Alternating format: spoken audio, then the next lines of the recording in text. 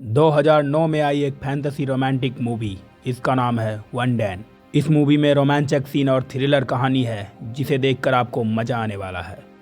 Movie की यह story beautiful है और इसका एंडिंग भी अमेजिंग है। वीडियो को लास्ट तक जरूर देखिएगा और आपको पसंद आए तो इसे लाइक जरूर कीजिए। फिशिंग करते हुए एक फिशरमैन की जाल में एक लड़की अटक जाती है। वह कहां से आई थी, कैसे आई थी, इसके बारे में किसी को पता नहीं था। अब आगे क्या होगा, आगे मूवी में देखने वाले हैं। मूवी स्टार्ट होती है और हम मेन कैरेक्टर सर्कस को देखते हैं, जिसे लोग सर्कस के नाम से बुलाते हैं। सर्कस एक फिशरमैन था जो अक्सर समुद्र में मछली पकड़ने आया करता था। तभी उसके जाल में फिश के अलावा एक लड़की फंस जाती है।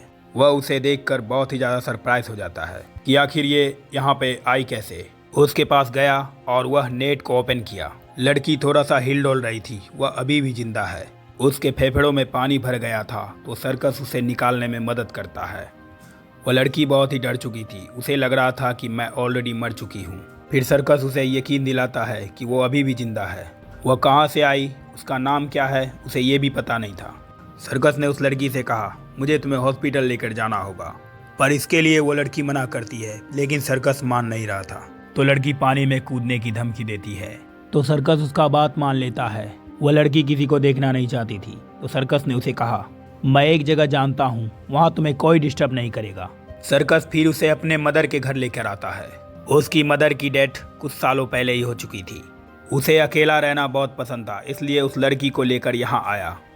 फिर वो अपना लंच उसे दे देता है। वो वहाँ जरा लेट आया था और आज उसे अपनी बेटी को डॉक्टर के पास लेकर जाना था, तो वो वहाँ से निकल जाता है। उसकी वाइफ मोरा और उसका डिवोर्स हो चुका था। उनकी एक बेटी है जिसका नाम है एनी। एनी की एक किडनी खराब है तो उसको ट्रांसप्लांट की जरूरत है। जब तक किडनी का मैच नहीं मिल जाता तब तक उसे डायलिसिस से काम चलाना होगा। इसलिए सर्कस उसे आज डॉक्टर के पास लेकर जा रहा था। वह आज ऑलरेडी लेट हो चुका था तो वो डॉक्टर से मिल नहीं सका, लेकिन फिर भी एक नर्स से उसका डायलिसिस कर लेता है। और जब ये प्रोसेस चल रहा होता है तो इसी बीच एनी अपने डैड से कहती है, डैड मुझे एक कहानी सुनाओ। तो सर्कस उसे एक फिशरमैन की कहानी सुनाता है, जिसमें एक फिशरमैन था जो हर रोज मछलियां पकड़ता था। लेकिन एक दिन उसके जाल में एक खूबसूरत लड़की फंस जाती है। यह सुनकर एनी कहती है, ये सिल्की है जिसके बारे में मैंने नोवेल बुक में पढ़ा है। दरअसल वो एक जलपरी की कहानी होती है, जिसमें एक दिन एक मछुआरे के जाल में एक जलपरी फंस जाती है और उसके पास एक जादुई शक्ति भी होती है।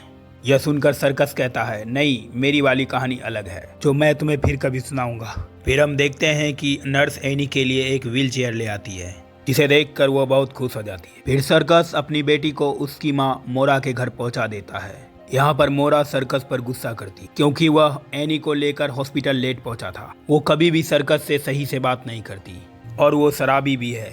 इसके बाद अगले दिन का सीन देखते हैं।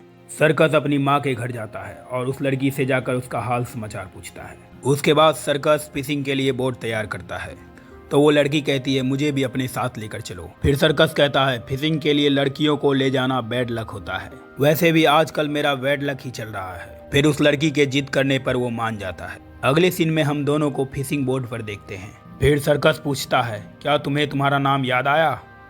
फिर वो लड़की कहती है, अभी तक तो मुझे याद नहीं आया, तुम मुझे ऑनलाइन बुला सकते हो। सर्कस मछली पकड़ना शुरू कर देता है, लेकिन उसे आज मछली नहीं मिल रही थी।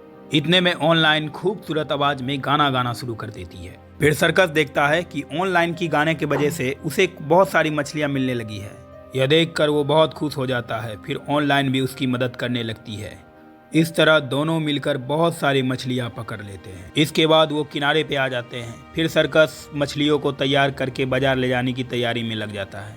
फिर वो ऑनलाइन से कहता है कि तुम हर रोज मेरे साथ चल सकती हो और जितनी भी फिश सेल करके प्रॉफिट होगा उसमें से मैं तुम्हें कुछ पैसे तुम्हें भी दे दूंगा। फिर उसे मार्केट चलने को कहता है। फिर ऑनलाइन कहती है, मुझे लोगों से मिलना पसंद नहीं है। उस पर सर्कस कहता है, तुम मुझसे तो मिलती हो। ऑनलाइन बोली, मुझे सिर्फ तुमसे मिलना अच्छा लगता है।